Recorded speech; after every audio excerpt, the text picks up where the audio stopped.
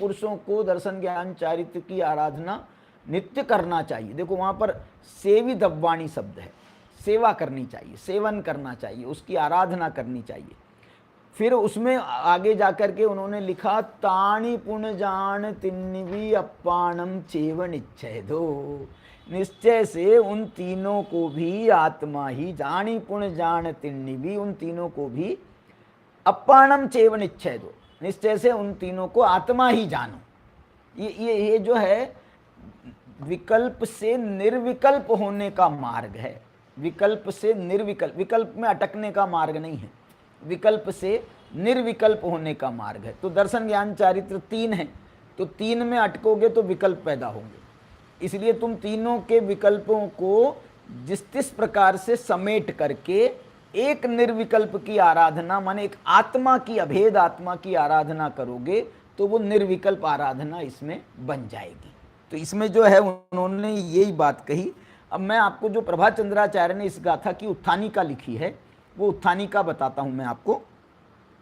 देखो लिख रहे हैं अतो, माने वो जो 9वीं 10वीं गाथा है ना उसके बाद उसमें से निकाल रहे हैं अतः, माने वहां से निष्कर्ष निकाल, अतः व्यवहारेण ये याम प्रत्येकाम ज्ञानादि भावनाम, व्यवहार से जो प्रत्येक ज्ञानादि की भावना कराई जाती है, ज्ञान की भावना, दर्शन की भावना, चारित्र की भावना, प्रत्येक अलग अलग कराई जाती है, ताम त्यक्त्वा, देखो ये शब्द है ताम त्यक्त्वा, उसे छोड़ करके आत्म भावना एव कर्तव्या इत्याह, उन्हें छोड़ करके एक आत्मा की ही भावना करना चाहिए, करने योग्य है।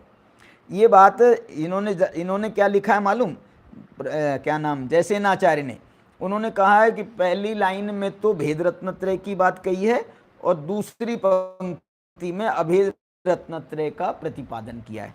देखो पूर्वार्धेन भेद रत्नत्रय भावनाम और उत्तरार्धेन अभेद रत्नत्रय भावनाम च प्रतिपाद्यति, इस प्रकार से उन्होंने कहा कि इसमें ये भेद रत्नत्रय और अभेद रत्नत्रय की, लेकिन इन्होंने उसका प्रोसेस बताया, प्रत्येक की भावना करो, अच्छे से करो, सुदृढ़ता के साथ करो, अच्छे से करो, लेकिन ताम त्यक्त्वा, उसे छोड़ करके एक निश्चय की ही आत्म भावना एवं कर्तव्या। इसकी जो टीका लिखी है वो मैं आपको पढ़ देता हूँ, सामान्य है टीका, ज़्यादा विस्तार नहीं है उसमें। देखो टीका में ये लिख रहे हैं, वास्तव में स्पष्ट रूप से ज्ञान की भावना करनी चाहिए तथा दर्शन और चारित्र की भी भावना करनी चाहिए, ये टीका लिख रहे हैं आचार्य।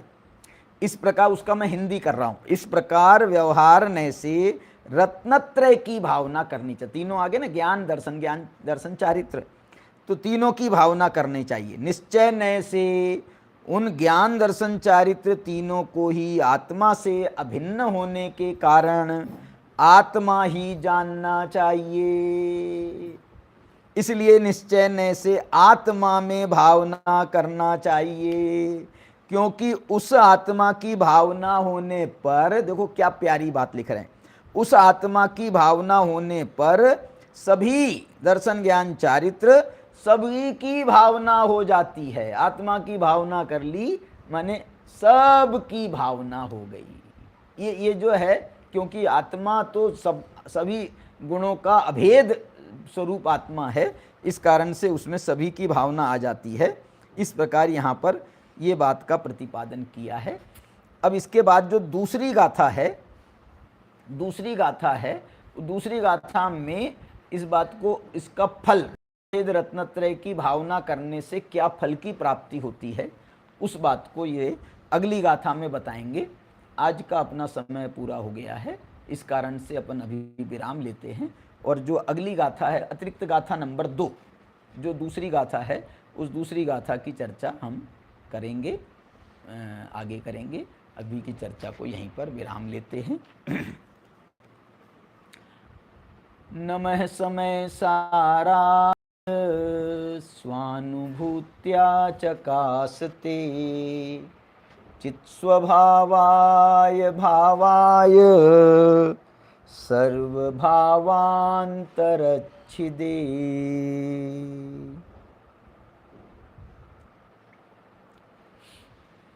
जय जिनेन्द्र।